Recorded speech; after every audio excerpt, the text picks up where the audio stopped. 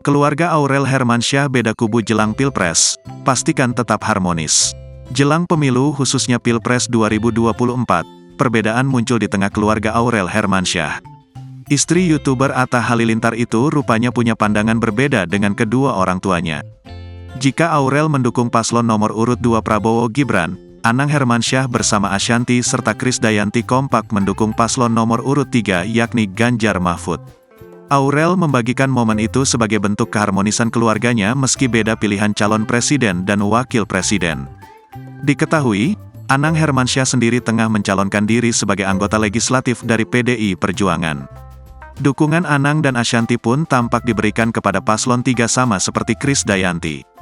Lewat acara debat Capres, Aurel Hermansyah yang datang tanpa Atta Halilintar mengabadikan momen bersama Pipi, Bunda dan Miminya.